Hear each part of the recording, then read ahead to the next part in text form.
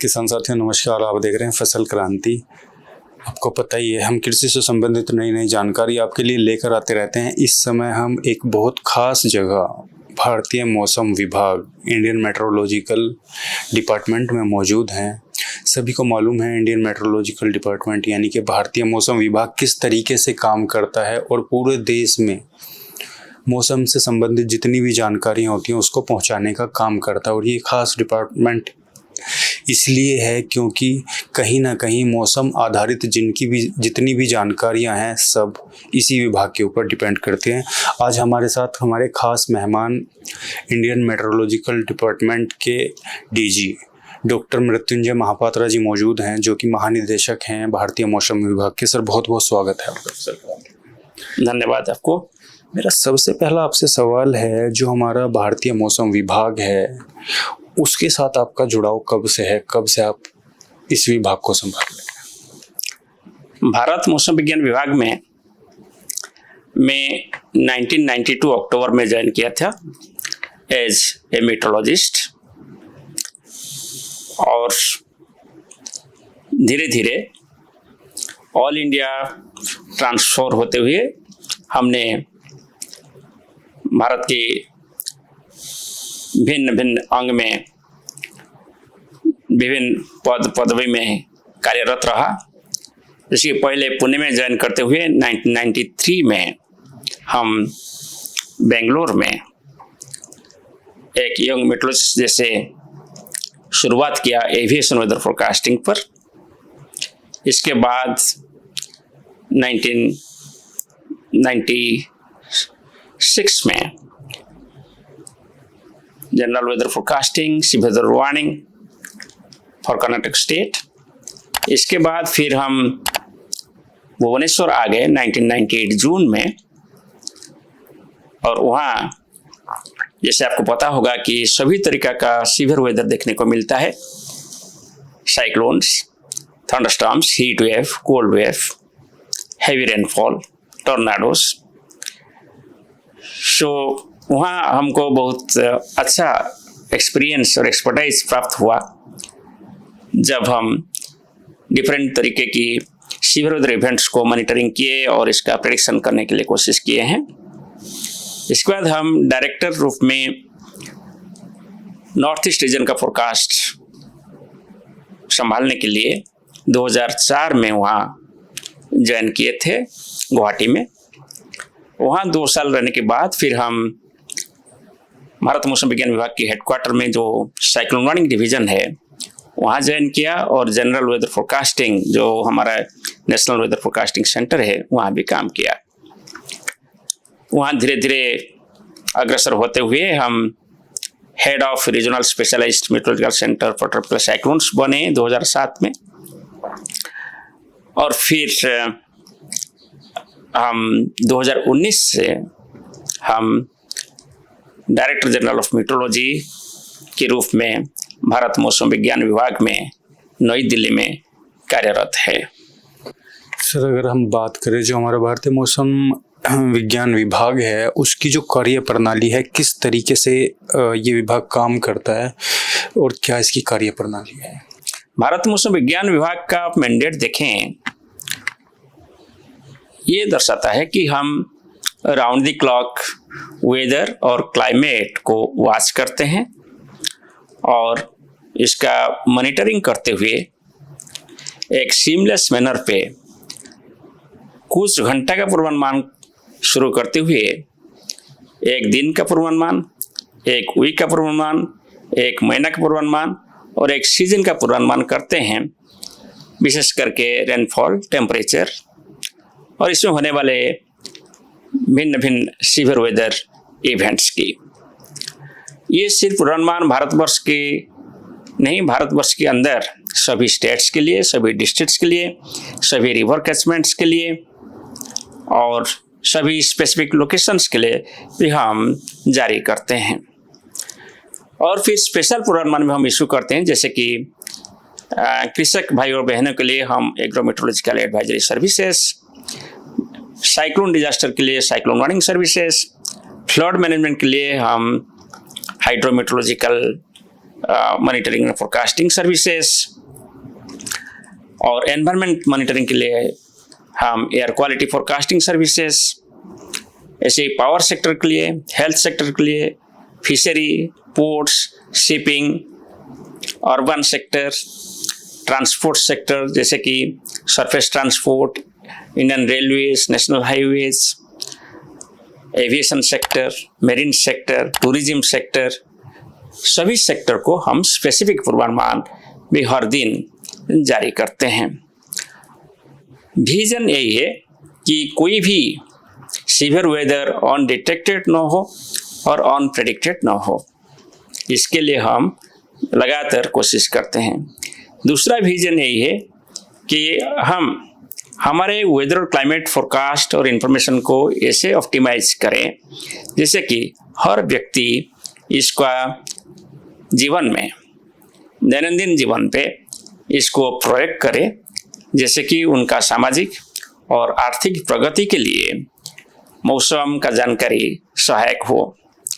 तीसरा विजन ये है कि हमारे जितना नेचुरल रिसोर्सेस है, जैसे वाटर रिसोर्सेस है, फॉरेस्ट्री है, एग्रीकल्चर है, वो सभी के लिए हम ऐसे पूर्वानुमान और मौसम की जानकारी प्रदान करें, जलवायु की जानकारी प्रदान करें, जिसको लेकर हम एक सस्टेनेबल वे में डेवलपमेंट करें और सभी नेचुरल रिसोर्सेस को हम सस्टेन कर सकें।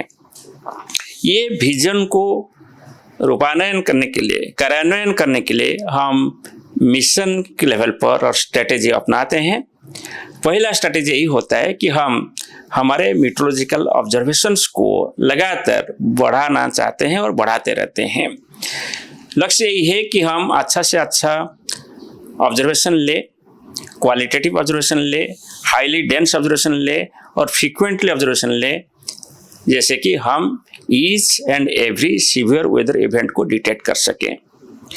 दूसरा स्ट्रेटेजी यही होता है कि हम जो ऑब्जर्वेशंस को कलेक्ट करते हैं इसको ऑन रियल टाइम कम्युनिकेट करके फोरकास्टिंग सेंटर में पहुंचा जाए और क्वालिटी एश्योर किया जाए, इसको मॉनिटरिंग किया जाए, एनालिसिस किया जाए और जो वेदर सिस्टम है इसको आइडेंटिफाई किया जाए और इसका जो इवोल्यूशन, कैरेक्टरिस्टिक्स और इम्पैक्ट को भी एसेस किया जाए। तीसरा स्ट्रैटेजी ये है कि हम हाई परफॉर्मेंस कंप्यूटिंग सिस्टम के जरिए बहुत सारे न्यूमेरिकल वेदर प्रेडिक्शन मॉडल्स को रियल टाइम पर एटलीस्ट दिन में 2 बार और कुछ मॉडल दिन में 4 बार रन होते हैं और मॉडल से हमको डिजिटल फोरकास्ट मिलता है और ये सभी डिजिटल फोरकास्ट को एनालिसिस करने के लिए हमारे पास डिसीजन सपोर्ट सिस्टम है। डिसीजन सपोर्ट सिस्टम में हम ऑब्जेक्टिव फोरकास्ट जनरेट करते हैं और इसको फिर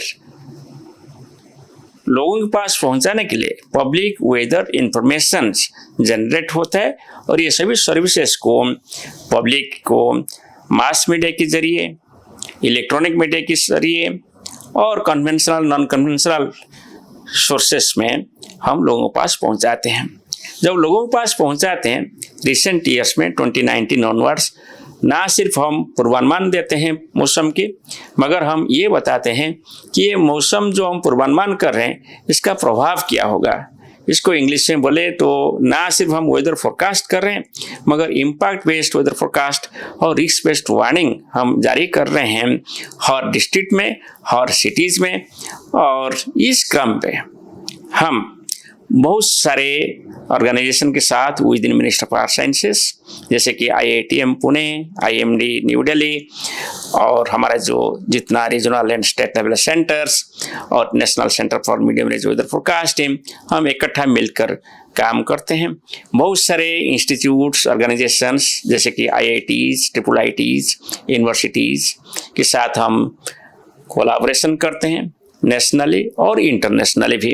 इसमें जो रिक्वायरमेंट होता है रिसर्च एंड डेवलपमेंट का, टूल्स एंड टेक्नोलॉजी का, इसमें बहुत मदद मिलता है। और इसके साथ हम अभी ऐसे स्थिति में पहुंचे हैं जैसे कि आप कोई भी लीडिंग कंट्रीज या डेवलप कंट्रीज दुनिया में हो, उनके साथ आप भारत मौसम विज्ञान विभाग का कार्यान्वयन को तुलना कर सकते हैं। सर, आपने बहुत ही अच्छी जानकारी दी। भारत एक कृषि प्रधान देश है और कृषि का बहुत ही जो महत्व है हमारे देश के अंदर, तो कहीं ना कहीं किसानों की एक जो पानी की निर्भरता है, या फिर यूं कहें कि उनकी जो खेती करने की निर्भरता है वो बारिश के ऊपर आधारित है। बहुत सारी फसलें ऐसी होती हैं जो बारिश पे आधारित होती हैं।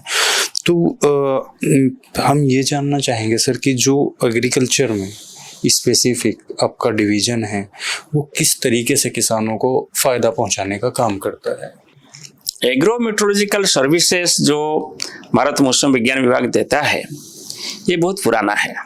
1945 में हमने पहला एग्रो मेट्रोलॉजिकल एडवाइजरी सर्विस शुरू किए थे, जबकि कोई एक स्टेट के लिए जारी कर रहा था, फिर सभी स्टेट के लिए जारी हुआ। फिर इसके बाद डिमांड आया, जो आप प्लानिंग कमीशन थे उन्होंने सजेस्ट किया कि आप एवरी एग्रो क्लाइमेटिक जोन के लिए पूर्वानुमान दीजिए। एग्रो क्लाइमेटिक जोन को आइडेंटिफाई किया गया, अकॉर्डिंगली फोरकास्ट भी हम देते रहे।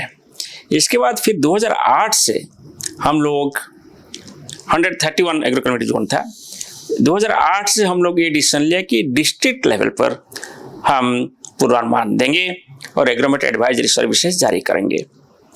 फिर 2021 से हम ब्लॉक लेवल पर लगभग मोर देन 7000 ब्लॉक जो है इसमें हम पूर्वानुमान जारी करते हैं और एग्रोमेट एडवाइजरी सर्विसेज देते हैं।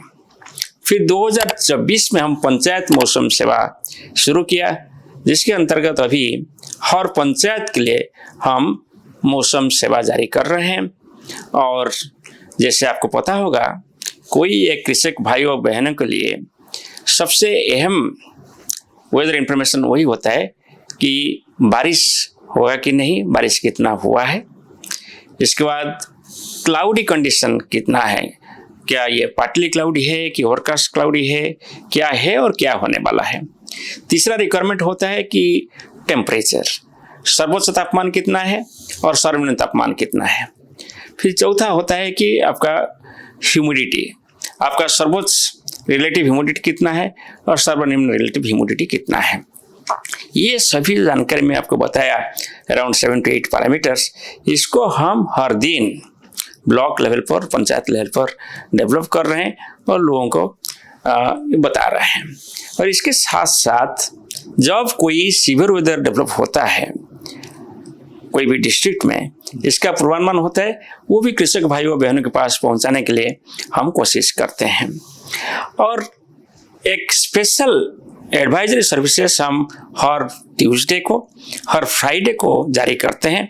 और फ्राइडे को जो हम जारी करते हैं इसमें अगले 15 दिन के लिए कैसे मौसम रहेगा और इसके लिए क्रॉप के ऊपर क्या इम्पैक्ट होगा, इसको हम क्रॉप वेदर एडवाइजरी बोलते हैं। वो क्रॉप वेदर एडवाइजरी जो हम बनाते हैं ये एक जॉइंट एक्सरसाइज है, एक कोलैबोरेटिव प्रोसेस है। इसमें भारत मौसम विज्ञान विभाग और स्टेट एग्रीकल्चर डिपार्टमेंट और central agriculture department like ICAR और state and central agriculture universities और सेंटर्स लाइक से क्रीडा वगैरह इन्वॉल्व होते हैं। और इसको लेकर हम लोगों के पास डिस्ट्रिक्ट वाइज और ब्लॉक वाइज इंफॉर्मेशन देते हैं वेदर के बारे में, और एडवाइजरी जो भी स्टैंडिंग क्रॉप होते हैं इसमें क्या एक्शन लेना चाहिए इसका भी एडवाइजरी होता है। जब भारत मौसम विज्ञान विभाग वेदर का जानकारी देता है, कृषि संबंधित जितना ऑर्गेनाइजेशन है, university, state and central organisations, वो सभी क्रॉप एडवाइजरी डेवलप करते हैं और ये जॉइंटली इंफॉर्मेशन जारी होता है। और इंफॉर्मेशन जो जारी हुआ है इसको हम अपडेट करते रहते हैं। एवरी डे फोरकास्ट हो जाता है, valid for next 5 to 7 days। वो इसमें जो हम ट्यूसडे फ्राइडे को फोरकास्ट दिए थे इसको फिर अपडेट किया जाता है। मगर एक लॉन्ग टर्म प्लानिंग करने के लिए ये जो 15 दिन का फोरकास्ट देते हैं, इसके अलावा हम 1 महीना का फोरकास्ट देते हैं रेनफॉल का और टेम्परेचर का, और एक सीजन का फोरकास्ट देते हैं रेनफॉल का, टेम्परेचर का। इसमें पता चलता है कि अगले 15 दिन में हॉट स्पेल होगा कि कोल्ड स्पेल होगा, अगले 15 दिन में ड्राई स्पेल होगा कि वेट स्पेल होगा, सिमिलर अगले महीने में, अगले मंथ में या अगले सीजन में कैसे रहेगा वेरिएशन रेनफॉल का और टेम्परेचर का, इसका जानकारी लोगों को मिलता है। इसके साथ साथ जैसे हम लोगों को पता है कि क्लाइमेट चेंज होता है और जो हमारा नॉर्मल क्लाइमेट पोजीशन है वो भी ओवर द ईयर्स चेंज हुआ है, जैसे कि monsoon onset dates, monsoon withdrawal dates, total amount of rainfall occurring in different parts of the country, ये सभी को हम हर 10 साल में अपडेट करते हैं। अभी लेटेस्ट अपडेट ये है कि 1971 टू 2020 के आंकड़ा पर इसमें हमने देखा कि जो क्लाइमेट नॉर्मल है ऑनसेट का कुछ चेंज हो रहा है सेंट्रल इंडिया में कि नॉर्दर्न इंडिया में, ये सभी जानकारी हम कृषक भाइयों बहनों को भी देते हैं, जैसे कि वो सभी प्लान करे अपना जो कृषि का परंपरा है इसको क्लाइमेट चेंज को देखते हुए क्या क्या परिवर्तन ला सकते हैं, वो सभी को मदद करने के लिए हम ये सभी डाटा सभी रिसर्च ऑर्गेनाइजेशंस को, स्टेट गवर्नमेंट को, सेंट्रल गवर्नमेंट को भी प्रदान करते हैं। सर अगर हम बात करें मानसून की, अभी जो मानसून का सीज़न चल रहा है वो कृषि क्षेत्र के को अगर हम देखते हैं तो उसके अकॉर्डिंग कैसा रहने वाला है, किसान भाई बहनों के लिए किस तरीके का अभी वेदर कंडीशन बन रही है? मानसून सीजन हमारे लिए एक अहम भूमिका निभाते हैं, क्योंकि भारतवर्ष में 70 to 90% of annual rainfall monsoon season यानी 1 जून से 30 सितंबर के अंदर होता है। और फिर भारतवर्ष में पूरा लोगों को बात करें तो लगभग 60% पॉपुलेशन कृषि के ऊपर निर्भर करते हैं। और जब हम सिंचाई की बात करें, भारतवर्ष में सिंचाई सभी जगह में उपलब्ध नहीं है, स्पेशली सेंट्रल इंडिया और एडजॉइनिंग एरिया की बात करें, वहाँ बारिश के ऊपर हमारे कृषि निर्भरशील है, इसको बोलते हैं रेन फेड एग्रीकल्चर। ये सभी को देखते हुए और मानसून का वेरिएशन को देखते हुए एक साल से दूसरा साल और सालों के अंदर एक सीजन के अंदर मानसून का वेरिएशन बहुत लार्ज स्केल में होता है। ये सब को देखते हुए बहुत पुराने ढंग से 1886 से भारत मौसम विज्ञान विभाग कोशिश किया था लॉन्ग रेंज फोरकास्ट देने के लिए मानसून रेनफॉल का। वो धीरे धीरे वो प्रक्रिया त्वरित हुआ, सटीक हुआ और अभी हम एक मल्टी मॉडल एनसेम्बल स्कीम के जरिए पूरा भारतवर्ष में डिफरेंट इलाका में आने वाले मानसून सीजन में कितना बारिश होगा, एबोव नॉर्मल होगा कि बिलो नॉर्मल होगा कि सामान्य बारिश होगा, इसका जानकारी हम 15 अप्रैल के आसपास जारी करते हैं। इस बार भी जारी किए हैं। इस बार जो पूर्वानुमान हम जारी किए थे ये था कि पूरी देश में सामान्य से अधिक वर्षा होने का संभावना है और क्वांटिटेटिवली देखें तो 106% बारिश होने का संभावना है विथ मॉडल एरर ऑफ ±4%। ये फोरकास्ट को हमने अपडेट किए थे end of May, last week of May में, और ये फोरकास्ट अभी जारी है। इसके अलावा हम जून महीने में कितना बारिश होगा इसका पूर्वानुमान किए थे, जैसे बताया था कि एबोव नॉर्मल रेनफॉल होगा, ऐसे ही हुआ है। जुलाई महीने में भी हमारा पूर्वानुमान है कि सामान्य से ज़्यादा बारिश होगा और अभी तक आप देखें तो बारिश सामान्य से ज़्यादा हुआ है, लगभग 10% एक्सेस रेनफॉल हुआ है जुलाई में, और जून और जुलाई मिला के अभी तक 15 जुलाई तक देखें तो लगभग 10% ज़्यादा बारिश रिकॉर्ड किया गया है। और सिर्फ इतना नहीं, पूरी देश में जो रेनफॉल का डिस्ट्रीब्यूशन रहेगा इसका जो पूर्वानुमान हम देते हैं वो बोले थे कि लगभग बहुत सारे जगह में वो नॉर्मल रेनफॉल रहेगा एक्सेप्ट नॉर्थ ईस्टर्न स्टेट्स और adjoining areas of eastern India और लद्दाख एडजॉइनिंग एरियाज, और एक्सट्रीम साउथ में जैसे तमिलनाडु और केरल के कुछ हिस्सा में रेनफॉल बिलो नॉर्मल रहेगा।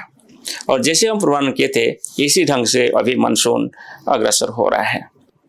सर अगर हम बात करें जो हमारे किसान भाई या जो लोग रिमोट एरियाज़ में रहते हैं खासकर, तो वहाँ पे मोबाइल भी कई जगह ऐसी हैं जहाँ एक्सेसिव नहीं है, उन तक जानकारी पहुँचाने के लिए क्या स्ट्रेटेजी रहती है, किस तरीके से उनको बताया जाता है? क्योंकि बहुत सारे लोग जो समुद्री एरियाज़ में हैं, रेनफेड एरियाज जैसे आपने जिक्र किया, तो उनके लिए क्या प्रक्रिया है? कृषक भाइयों बहनों के पास हमारा जानकारी पहुँचाने के लिए हम बहुत सारे तरीका को अपनाते हैं। एक तो है कि मास मीडिया, जैसे कि all India radio, Doordarshan, private TV channels, इसके माध्यम से भी हमारा जानकारी जाता है। और डीडी किसान एक चैनल है जिसके जरिए भी हर दिन हमारा पूर्वानुमान लोगों के पास पहुंचता है। इसके अलावा हमने मोबाइल ऐप डेवलप किए हैं, जैसे मेघदूत मोबाइल ऐप, जिसके पास स्मार्टफोन होगा ऑफ कोर्स, उन्होंने मेघदूत मोबाइल ऐप के जरिए हमारा कृषि संबंधी सभी पूर्वानुमान और सतर्क सूचना प्राप्त कर सकते हैं। और मेघदूत मोबाइल ऐप को आप डाउनलोड कर सकते हैं, एंड्रॉइड में अवेलेबल है, iOS में भी अवेलेबल है। और मेघदूत मोबाइल ऐप में हम इंग्लिश, हिंदी अलावा लोकल लैंग्वेज जो होता है उस लैंग्वेज में हमारा पूर्वानुमान जारी होता है। दूसरा होता है कि सिर्फ कृषि संबंधी पूर्वानुमान नहीं, सभी पूर्वानुमान मौसम का लोगों के पास पहुंचना चाहिए। इसलिए जो मौसम मोबाइल ऐप हम जारी किए हैं इसमें मेघदूत भी अवेलेबल है। इसमें हर दिन का जो पूर्वानुमान है, हर दिन जो मौसम डेवलप हो रहा है, ये सभी का इंफॉर्मेशन उपलब्ध होता है। दामिनी ऐसे एक मोबाइल ऐप है जिसमें लाइटनिंग का वार्निंग अवेलेबल होता है। अगले आधा घंटा से 40 मिनट से अंदर आप जहाँ खड़े हैं वहाँ होगा कि नहीं होगा। इसके अलावा हम एक मौसम ग्राम डेवलप की है। इसमें आप आपका पंचायत का नाम लिख सकते हैं, आपको पूर्वानुमान मिलेगा। आप आपका ब्लॉक, तहसील या कोई सिटी का नाम आप लिख सकते हैं, इसमें आपको पूर्वानुमान मिलेगा। ये पूर्वानुमान अगले 10 दिन के लिए अवेलेबल है, अगले 36 घंटे के लिए हर घंटे का, 36 घंटे से 5 दिन के लिए हर 3 घंटे का, और 5 दिन से 10 दिन तक हर 6 घंटे का पूर्वानुमान उपलब्ध होता है। सभी पैरामीटर्स जो कृषक भाइयों बहनों के लिए ज़रूरत होता है। मगर जिसके पास मोबाइल फ़ोन नहीं है उनके पास पहुंचाने के लिए एक तो है मास मीडिया, दूसरा है कॉमन अलर्ट प्रोटोकॉल जो गवर्नमेंट ऑफ इंडिया का नेशनल डिजास्टर मैनेजमेंट अथॉरिटी है, उनके साथ इंडिया मेट्रोलॉजिकल डिपार्टमेंट और बहुत सारे अर्ली वार्निंग एजेंसीज और स्टेट गवर्नमेंट मिलकर एक कॉमन अलर्टिंग प्रोटोकॉल डेवलप किया है। कॉमन अलर्टिंग प्रोटोकॉल में कभी भी जब सीवियर वेदर डेवलप होता है इसका पूर्वानुमान और सतर्क सूचना लोगों के पास पहुंचता है। जिसके पास कोई भी स्मार्टफोन हो कि नॉन स्मार्टफोन हो, जिसके पास मोबाइल फ़ोन होता है, मोबाइल फ़ोन के जरिए लोकल लैंग्वेज में ये सभी इंफॉर्मेशन अवेलेबल होता है। नाउ कास्ट से शुरू करके short to medium range forecast के जो वार्निंग होता है। और सचेत मोबाइल ऐप इसके लिए भी उपलब्ध है जिसमें 5 दिन का पूर्वानुमान भी लोगों के पास दिया जाता है। मगर मैं यही बात बोलता हूँ, जिसके पास नहीं है इंफॉर्मेशन मोबाइल ऐप पर स्मार्टफोन, वो कॉमन अलर्ट प्रोटोकॉल के जरिए इंफॉर्मेशन ले सकते हैं। इसके साथ साथ हमने ईच एंड एवरी फार्मर के पास पहुँचने के लिए हम पंचायत राज मिनिस्ट्री के साथ एक तालमेल किए हैं, यानी मेमोरेंडम ऑफ अंडरस्टैंडिंग साइन किए हैं, जिसमें हर पंचायत का सेक्रेटरी, वार्ड मेंबर, सरपंच के पास उनके जरिए हमारा पूर्वानुमान हर दिन पहुंचता है। Similarly minister of rural development के जरिए जो कृषि सखी और पशु सखी हैं उन सभी के पास भी हमारा पूर्वानुमान पहुंचने के लिए हम कोशिश कर रहे हैं। हम गांव में एटलीस्ट 5 कृषक भाइयों बहनों को हमारे साथ मोबाइल जरिए जो व्हाट्सएप ग्रुप होता है बना के लोगों के पास पहुंचने के लिए भी कोशिश कर रहे हैं। बहुत सारे विलेजर्स को हम अभी कनेक्ट कर लिया है।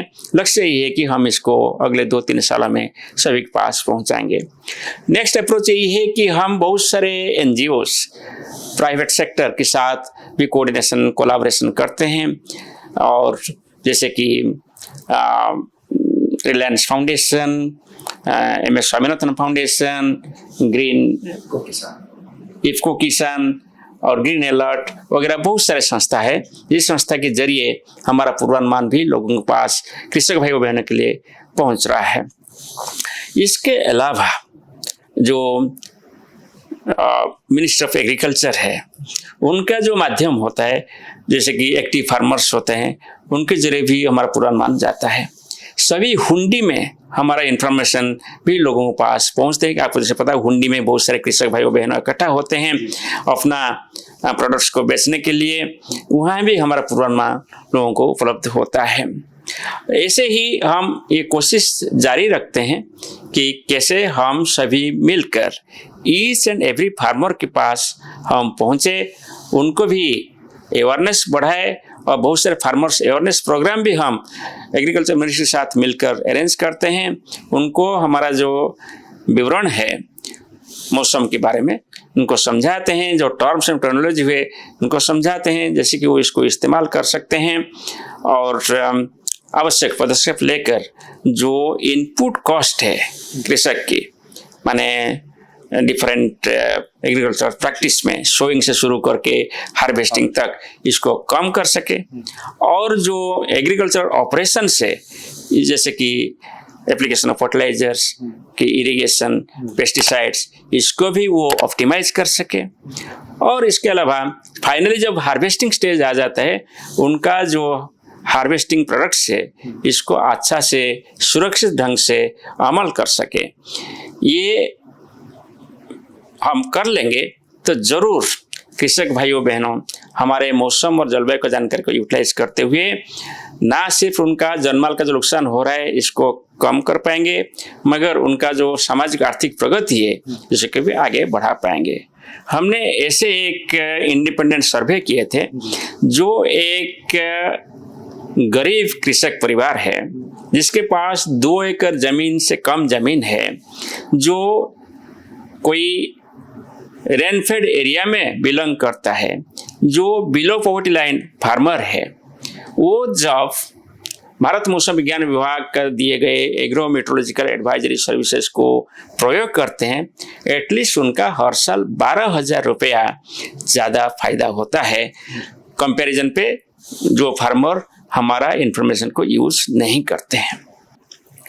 यानी इसमें हम ये कह सकते हैं सर, जो किसान मौसम की मतलब IMD के द्वारा जो जानकारी दी जाती है उसका अगर सही से उपयोग करे तो कहीं ना कहीं वो बचत कर सकते हैं एक तरीके से, जो उसके खर्चे हैं कृषि से संबंधित। बहुत बहुत शुक्रिया सर विस्तृत जानकारी देने के लिए। अंत में चलते चलते मेरा आपसे सवाल रहेगा, जो किसान भाई आपको इस समय देख रहे हैं उनको आप भारतीय मौसम विभाग की तरफ से क्या कहना चाहेंगे? मैं आपके जरिए भारत मौसम विज्ञान विभाग की यही संदेश देना चाहता हूँ कि हम हमारा प्रयास जारी रखते हैं कृषक भाइयों बहनों की पास पहुंचने के लिए, उनको हमारा सटीक से सटीक ढंग से पूर्वानुमान और मौसम का जानकारी देने के लिए हम इसीलिए बहुत सारे जो प्रक्रिया शुरू किए हैं, हम बताया अभी मोबाइल ऐप से शुरू करके और व्हाट्सएप ग्रुप्स तक और स्टेट मोबाइल ऐप तक और पंचायत राज इंस्टीट्यूशंस तक, वो सभी का आप व्यवहार करें। हमारा मौसम का जानकारी को आप प्रयोग करेंगे तो निश्चित रूप से आप लाभान्वित होंगे। आपको कोई कठिनाई आता है तो हम आपके साथ हैं। आप भारत मौसम विज्ञान विभाग को कांटेक्ट कर सकते हैं। हमारे सभी राज्य में हमारा कार्यालय उपलब्ध है। वहाँ आप आपका जो रिक्वायरमेंट है, आपका जो सुझाव है दे सकते हैं और अकॉर्डिंगली हम हमारे जो एग्रो मेट्रोलॉजिकल एडवाइजरी सर्विसेज है इसको फिर और ज़्यादा तक अच्छा बनाएंगे और आपके रिक्वायरमेंट के हिसाब से हम भी सेवा प्रदान करने के लिए कोशिश करेंगे। आप कोई गुजब में विश्वास मत करिए। जब कोई सीवियर वेदर वार्निंग दिया जाता है भारत मौसम विज्ञान विभाग द्वारा, इसको आप ग्रहण करिए और आवश्यक पदक्षेप लीजिए। कोई गुजब में बिलीव मत करिए। भारत मौसम विज्ञान विभाग के ऊपर आप विश्वास रखिए, क्योंकि पूरी दुनिया में आप कंपेयर करें, भारत मौसम विज्ञान विभाग एक उच्च श्रेणी मौसम सेवा प्रदान करने के लिए सक्षम है। इसलिए इसका सेवा को आप प्रयोग करें और दूसरों को भी प्रेरित करें कि वो मौसम का जानकारी को व्यवहार करते हुए जानमाल का जो नुकसान हो रहा है इसको कम करें और आर्थिक प्रगति को त्वरान्वित करें। बहुत बहुत शुक्रिया सर हमारे साथ जुड़ने के लिए। आपने देखा कि डॉक्टर मृत्युंजय सर ने किस तरीके से बहुत ही एक कहते हैं कि आसान तरीके से विस्तृत जानकारी हमारे किसान भाइयों के लिए उपलब्ध कराई और इस विभाग के द्वारा प्रदान की जाने वाली जानकारी का सही उपयोग किसानों के लिए बहुत फ़ायदेमंद हो सकता है।